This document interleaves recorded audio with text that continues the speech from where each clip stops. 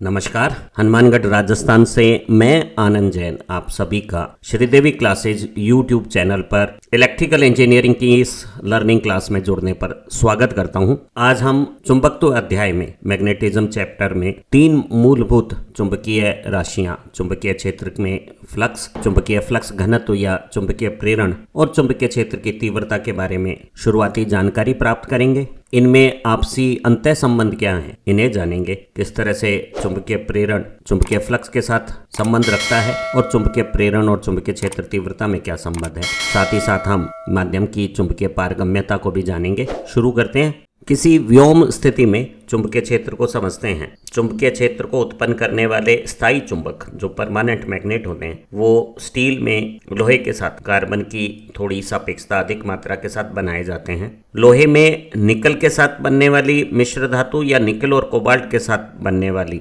जो एल्नी और alnico steel है वो सबसे बेहतरीन प्रकार के स्थायी चुंबक हैं और इन चुंबकों के चारों तरफ एक चुंबकीय क्षेत्र उत्पन्न हो जाता है। माइकल फैराडे की अवधारणा के अनुसार उस चुंबकीय क्षेत्र को काल्पनिक बल रेखाओं के द्वारा निरूपित किया जा सकता है। ये चुंबकीय बल रेखाएं जिनकी गिनती को हम चुंबकीय फ्लक्स भी कहते हैं वो किसी स्थायी चुंबक के उत्तरी ध्रुव से बाहर निकलती हुई प्रतीत होती है, जैसे कि यहाँ चित्र में दिखाया गया है। और यही बल रेखाएं चुंबक में दक्षिणी ध्रुव के अंदर प्रवेश करती है और चुंबक के अंदर ये दक्षिण से उत्तर के तरफ चलते हुए एक बंद पाश का निर्माण करती है। एक स्थायी चुंबक के उत्तरी ध्रुव से निकलने वाली बल रेखाएं दक्षिण ध्रुव से प्रवेश करके चुंबक के भीतर दक्षिण से उत्तरी ध्रुव की तरफ एक बंद पाश बना लेती है। जिस तरह से चुंबकीय क्षेत्र को चुंबकीय बल रेखाओं से निरूपित किया जाता है, बिल्कुल उसी तरह से माइकल फैराडे की काल्पनिक अवधारणा से विद्युत बल रेखाओं के द्वारा विद्युत क्षेत्र को भी निरूपित किया जाता है। चुंबकीय बल रेखाएं और विद्युत बल रेखाओं में काफी समानता है, लेकिन एक मूलभूत भिन्नता चुंबकीय बल रेखाएं और विद्युत बल रेखाओं में चुंबकीय बल रेखाओं का बंदपाश बनाना और विद्युत बल रेखाओं का कदापि बंदपाश नहीं बनाना है। अगर एक विद्युत बल रेखा बंदपाश बनाती है तो जो साबित करता है कि वो किसी धनावेश से शुरू हो रही है और उसी स्थान पे रखे हुए किसी ऋणावेश पे समाप्त हो रही है और एक ही बिंदु स्थान पे दो विपरीत प्रकृति के धन और ऋण विद्युत आवेश एक साथ उपस्थित नहीं हो सकते हैं। इसलिए एक विद्युत बल रेखा कभी भी बंदपाश नहीं बनाएगी। वहीं अगर एक चुंबक के टुकड़े किए जाते हैं तो उसके उत्तरी और दक्षिणी ध्रुव जोड़े के रूप में छोटी चुंबकों में भी उत्पन्न हो जाएंगे और एक चुंबक में 2 चुंबकीय ध्रुव उत्तर और दक्षिण साथ नहीं छोड़ते हैं। इसीलिए चुंबकीय बल रेखाएं सदैव बंदपाश बनाती हैं और विद्युत विपरीत आवेश एक साथ नहीं रहते हैं। इसलिए ये बल रेखाएं कभी भी बंदपाश नहीं बनाती हैं। किसी स्थान पे चुंबकीय क्षेत्र को निरूपित करने वाली चुंबकीय बल रेखाएं उस स्थान पर रखे हुए एकल उत्तरी ध्रुव पर बल की दिशा को बताती है और जिस दिशा में उत्तरी ध्रुव बल अनुभव करता है उसी दिशा में चुंबकीय क्षेत्र की भी दिशा होती है। जो चुंबकीय क्षेत्र को चित्रात्मक रूप से निरूपण करने वाला बल रेखाओं का चित्र है वो किसी भी स्थान पर चुंबकीय क्षेत्र की मान और दिशा दोनों को बता देता है। एक सीधी चुंबकीय बल रेखा स्वयं पे ही स्पर्शजा रूप रखती है और इसी दिशा में चुंबकीय क्षेत्र की भी दिशा प्राप्त हो गई है। वहीं अगर चुंबकीय बल रेखाएं वक्रीय रूप में रखती हैं तो किसी भी स्थान पर बल रेखा पर खींची गई स्पर्शजा रेखा उस स्थान पे चुंबकीय क्षेत्र की चुंबकीय प्रेरण या चुंबकीय क्षेत्र तीव्रता की दिशा बताती है और बल रेखा की वक्रता बदलने पे स्पर्शजा की भी दिशा बदलने पे हम कह सकते हैं चुंबकीय प्रेरण या चुंबकीय क्षेत्र तीव्रता की दिशा भी बदल गई है। इन चुंबकीय बल रेखाओं का घनत्व एकांक अभिलंब काट क्षेत्रफल से निकलने वाली बल रेखाओं की संख्या चुंबकीय क्षेत्र की तीव्रता को निरूपित करती है। यहाँ ए स्थान पर चुंबकीय बल रेखाएं सन्निकट सघन रूप से है, चुंबकीय बल रेखाओं का घनत्व अधिक मान रखता है। वहीं बिंदु बी पर चुंबकीय बल रेखाएं विरल हो गई हैं, इनका घनत्व कम हो गया है, तो हम कह सकते हैं बी बिंदु की तुलना में ए बिंदु पे चुंबकीय क्षेत्र तीव्रता का मान अधिक है। चुंबकीय क्षेत्र को निरूपित करने वाली बल रेखाएं जब परस्पर समांतर और एक समान दूरी के साथ होती हैं तो वो एक समरूप चुंबकीय क्षेत्र को निरूपित करती है और ऐसे समांतर और समान दूरियों पर बनाई गई चुंबकीय बल रेखाओं के समरूप चुंबकीय क्षेत्र में सभी स्थानों पर चुंबकीय प्रेरण या चुंबकीय क्षेत्र तीव्रता का मान और दिशा एक जैसी रहती है। हालांकि किसी असमरूप चुंबकीय क्षेत्र में बल रेखाएं परस्पर समांतर नहीं होती हैं, लेकिन अगर बल रेखाएं परस्पर समांतर भी नहीं हैं तब भी वो एक दूसरे को काटेंगी नहीं, क्योंकि अगर 2 चुंबकीय बल रेखाएं या हम यूं यूं कह सकते हैं दो विद्युत बल रेखाएं भी अगर एक दूसरे को काटती हैं तो कटान बिंदु पे बल रेखाओं पे खींची गई स्पर्शजा जो क्षेत्र की दिशा बताती है, चुंबकीय बल रेखाओं के स्थिति में चुंबकीय क्षेत्र की दिशा और विद्युत बल रेखाओं की स्थिति में विद्युत बल रेखाओं की दिशाएं, वो कटान बिंदु पे दो आना ये बता रहा है कि एक ही स्थान पे एक ही समय पे क्षेत्र के दो मान हैं जो संभव नहीं है। अतः भले ही दो चुंबकीय बल रेखाएं परस्पर समांतर ना हो, लेकिन वो एक दूसरे को कभी भी काटती नहीं है।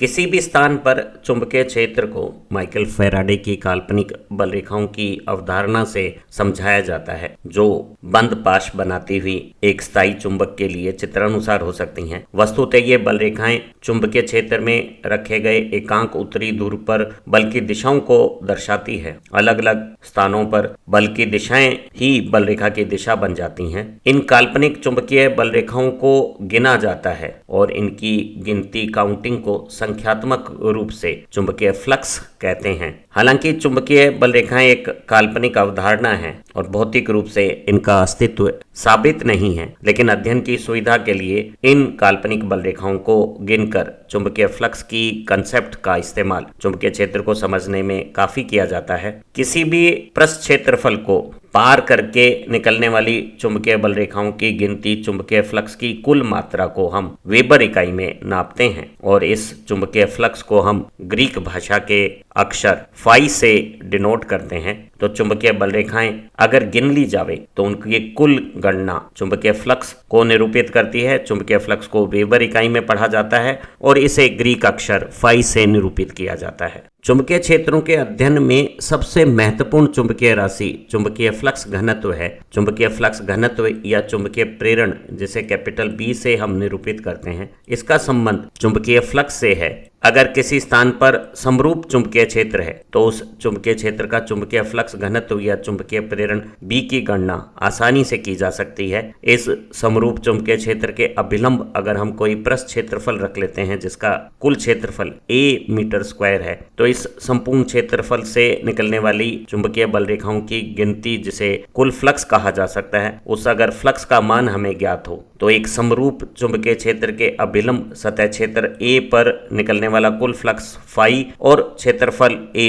जो बल रेखाओं के अभिलंब है उसके अनुपात से एकांक अभिलंब क्षेत्रफल से निकलने वाले फ्लक्स को हम चुंबकीय फ्लक्स घनत्व या चुंबकीय प्रेरण कह सकते हैं। और हम चुंबकीय प्रेरण को फ्लक्स वेबर में और क्षेत्रफल मीटर स्क्वायर में वेबर पर मीटर स्क्वायर पढ़ सकते हैं और इसे एसआई इकाई में टेस्ला कहा जाता है। टेस्ला और वेबर पर मीटर स्क्वायर दोनों एमकेएस इकाइयां हैं, लेकिन टेस्ला एसआई इकाई भी है और एक टेस्ला और एक वेबर पर मीटर स्क्वायर वस्तुतः एक समान है। अगर चुंबकीय क्षेत्र समरूप नहीं है, बल रेखाएं समांतर और बराबर दूरियों पे नहीं है बल्कि कोई वक्रता रखनी है, अलग अलग स्थानों पे चुंबकीय प्रेरण या चुंबकीय फ्लक्स घनत्व का मान अलग अलग है, तो किसी भी क्षेत्रफल से निकलने वाले कुल फ्लक्स की गणना करने के लिए हम एक अल्प क्षेत्रफल लेते हैं और उस अल्प क्षेत्रफल पर अगर चुंबकीय प्रेरण का मान b है तो चुंबकीय प्रेरण और क्षेत्रफल सदिश का अदिश गुणनफल उस छोटे से क्षेत्रफल से निकलने वाला अल्प फ्लक्स हो गया है और संपूर्ण पृष्ठ से निकलने वाला कुल फ्लक्स चुंबकीय प्रेरण के पृष्ठीय समाकलन से ज्ञात किया जा सकता है। और अगर हमें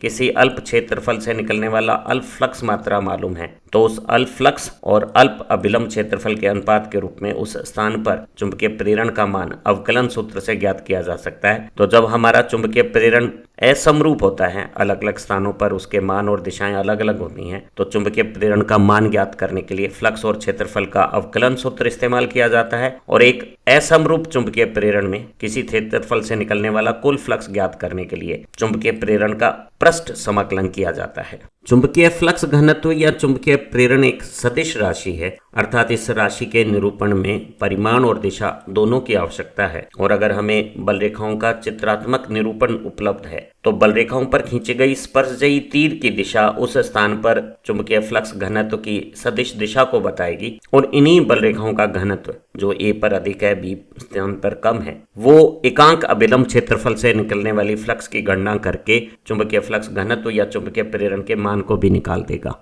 किसी स्थान पर चुंबकीय फ्लक्स घनत्व या चुंबकीय प्रेरण b को वहां एक धारावाही चालक लंबाई रखकर उस धारावाही चालक लंबाई पर चुंबकीय क्षेत्र के कारण लगने वाले चुंबकीय बल की गणना करके ज्ञात किया जा सकता है। एक धारावाही चालक स्वयं अपना चुंबकीय क्षेत्र बनाता है और वो चुंबकीय क्षेत्र उस स्थान के कार्यरत चुंबकीय क्षेत्र के साथ अन्योन क्रिया करके एक बल की अनुभूति करता है और उस बल का मान BIL sin थीटा है, जहां B उस स्थान के चुंबकीय प्रेरण का टेस्ला में मान है, I चालक की धारा है, L चालक की वो लंबाई है जिस पर हम बल की गणना कर रहे हैं और थीटा चुंबकीय प्रेरण और चालक की धारा के बीच का कोण है। हम इस बल के संबंध में यदि चालक की स्थिति चुंबकीय प्रेरण की दिशा से अभिलंब ले ली जावे और चालक की 1 मीटर लंबाई में 1 एम्पियर धारा भेजी जाए तो उस पर लगने वाला बल, जो यहाँ इस चित्रानुसार स्क्रीन के पृष्ठ के अभिलंब अंदर की तरफ क्रॉस से अंकित है, उसका न्यूटन में मान उस स्थान के टेस्ला में चुंबकीय प्रेरण के बराबर होगा। अर्थात इस सूत्र में अगर I और L दोनों का मान 1-1 हो और थीटा 90 डिग्री पे साइन 90 भी 1 हो जाए तो चुंबकीय बल का मान चुंबकीय प्रेरण के बराबर हो जाएगा। तो हम कह सकते हैं एकांक लंबाई और एकांक धारा वाला चुंबकीय क्षेत्र के साथ अभिलंब रखा हुआ धारावाही चालक जो न्यूटन इकाई में बल अनुभव कर रहा है, वही उस स्थान का टेस्ला इकाई में चुंबकीय क्षेत्र, फ्लक्स घनत्व या चुंबकीय प्रेरण का मान हो गया है। सभी विद्युत चुंबकीय उपकरणों या उपयंत्रों में, चाहे वो मोटर हो, जनरेटर हो, ट्रांसफार्मर हो, कार्यकारी चुंबकीय फ्लक्स की मात्रा निर्धारित होती है और किसी चुंबकीय परिपथ में किसी निर्धारित चुंबकीय फ्लक्स के लिए माध्यम की चुंबकीय प्रेरण या फ्लक्स घनत्व का मान है, वो ये निर्धारित करेगा कि हमें चुंबकीय कोर माध्यम का जिसमें से फ्लक्स प्रवाहित होता है उसका क्या आवश्यक काट क्षेत्रफल उपयोग में लेना है। एक DC मशीन में स्थिर चुंबकीय फ्लक्स से एक स्लोट की पिच पर, जिसमें एक स्लोट और एक तीत दोनों की योग है, उस पर गिरने वाला कुल फ्लक्स जब वायु अंतराल पार करके घूर्णनशील आर्मेचर के ऊपर आता है तो स्लोट में वायु अंतराल की पारगम्यता कम होने से संपूर्ण फ्लक्स हवा अंतराल से केवल दांते वाले भाग में आ जाता है और पूरी स्लोट पिच की बजाय तीत की चौड़ाई कम होने से फ्लक्स घनत्व का मान वायु अंतराल में जो औसत मान कम रख रहा है उसकी तुलना में अधिक हो जाता है और एक घूर्णनशील बेलनाकार आर्मेचर में तीत का भाग भी एक समान काट क्षेत्रफल नहीं रखता है। नीचे के संकीर्ण भाग में जब क्षेत्रफल और कम हो गया है तो फ्लक्स का घनत्व और अधिक हो जाता है। तो हम देखते हैं कि किसी माध्यम में फ्लक्स घनत्व का मान संचालन के दौरान उसमें संतृप्तता की स्थितियां निर्धारित करेगा, उससे चुंबकीय परिपथ की पारगम्यता और प्रतिष्ठंभ निर्धारित होगा और यंत्र के संचालन के लिए चुंबकीय फ्लक्स बनाते समय हमें कितनी चुंबकन धारा लेनी होगी, कार्य के स्थितियों में चुंबकीय परिपथ में कितने चुंबकीय क्षतियां होंगी, क्षतियों का ऊष्मा उत्पादन, ताप वृद्धि कितना बनाएगा और हमारे यंत्र की दक्षता क्या रहेगी, इन सब का निर्धारण कोर में चुंबकीय प्रेरण के मान से ही तय होता है। तो किसी चुंबकीय परिपथ में चुंबकीय प्रेरण का क्या मान रहता है वो बहुत महत्वपूर्ण हो जाता है। हवा में उत्पन्न चुंबकीय क्षेत्र तीव्रता में अगर अलग अलग चुंबकीय माध्यम रखे जाते हैं तो उनमें अलग अलग चुंबकीय प्रेरण की मान प्राप्त होते हैं। अगर हम हवा में तांबा जो एक प्रतिचुंबकीय डायामैग्नेटिक मटेरियल है या मैग्नीज जो एक अणु पैरामैग्नेटिक मटेरियल है या लोहा निकल कोबाल्ट रखते हैं जो लोह चुंबकीय पदार्थ हैं तो हम पाते हैं कि प्रतिचुंबकीय पदार्थ तांबे में चुंबकीय प्रेरण का मान हवा से भी कुछ कम हो गया है। वहीं अणु चुंबकीय पदार्थ मैग्नीज में चुंबकीय प्रेरण का मान हवा से थोड़ा सा अधिक हो गया है और वहीं लोह चुंबकीय पदार्थ आयरन निकल कोबाल्ट में चुंबकीय प्रेरण का मान हवा की तुलना में बहुत बहुत अधिक प्राप्त हो रहा है। अलग अलग माध्यमों में चुंबकीय प्रेरण के मान में ये अंतर माध्यम की चुंबकीय पारगम्यता की भिन्नता के कारण होता है। जब हम चुंबकीय परिपथों का विश्लेषण करते हैं तो हम चुंबकीय प्रेरण के बजाय उसके अनुपातिक चुंबकीय क्षेत्र तीव्रता का उपयोग करना पसंद करते हैं, क्योंकि चुंबकीय क्षेत्र तीव्रता का मान चुंबकीय क्षेत्र उत्पन्न करने वाली धारा के मान और धारा की विन्यास पर निर्भर करेगा। साथ ही साथ वो प्रेक्षण बिंदु की धारा विन्यास के साथ क्या ज्यामितीय स्थिति है उस पर निर्भर करेगा, लेकिन चुंबकीय क्षेत्र तीव्रता का मान माध्यम की पारगम्यता पे निर्भर नहीं करता, जबकि चुंबकीय प्रेरण या चुंबकीय फ्लक्स घनत्व का मान माध्यम की पारगम्यता पर निर्भर करता है। वहीं चुंबकीय क्षेत्र तीव्रता H माध्यम की चुंबकीय पारगम्यता से स्वतंत्र रहती है। हमने जाना कि चुंबकीय प्रेरण या चुंबकीय फ्लक्स घनत्व एक माध्यम पर निर्भर रहने वाली चुंबकीय राशि है जो एक ही चुंबकीय क्षेत्र में अलग अलग माध्यमों में अलग अलग मान रखती है और ये मान में भिन्नता माध्यम की चुंबकीय पारगम्यता के मान में अंतर होने के कारण आई है।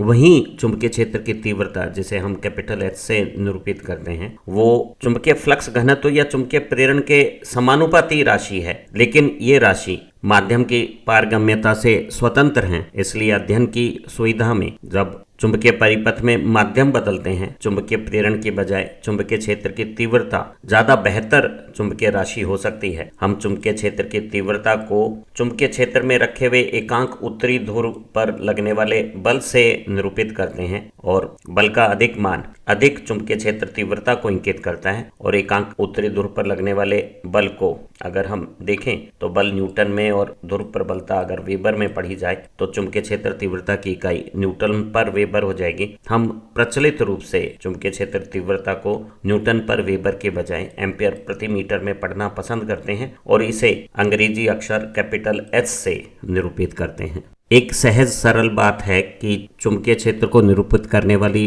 दोनों चुंबकीय राशियां, चुंबकीय फ्लक्स घनत्व और चुंबकीय क्षेत्र की तीव्रता, चुंबकीय प्रेरण B और चुंबकीय क्षेत्र तीव्रता H में एक अनुपातिक संबंध हैं और दोनों परस्पर समानुपाती एक ही दिशा के सदिश हैं और इन सदिशों के बीच में समानुपाती स्थिरांक माध्यम की पारगम्यता कहलाती है और चुंबकीय माध्यम की पारगम्यता को हम हवा या निर्वात की चुंबकीय पारगम्यता के साथ एक अन्य राशि जिसे सापेक्षित पारगम्यता कहते हैं उस रूप में निरूपित करते हैं। तो किसी माध्यम में चुंबकीय प्रेरण चुंबकीय क्षेत्र तीव्रता के समानुपाती है, समानुपाती स्थिरांक म्यू माध्यम की पारगम्यता है और माध्यम की पारगम्यता को हम म्यू जीरो हवा या निर्वात की चुंबकीय पारगम्यता और सापेक्षित पारगम्यता के गुणा के रूप में प्रदर्शित करते हैं, जहां हवा या निर्वात की चुंबकीय पारगम्यता म्यू जीरो एक सार्वभौमिक स्थिरांक 4 पाई इंटू 10⁻⁷ और इसकी इकाई हेनरी प्रति मीटर है, जहां हेनरी चुंबकीय क्षेत्र में कुंडलित संरचना का जो गुण है प्रेरकत्व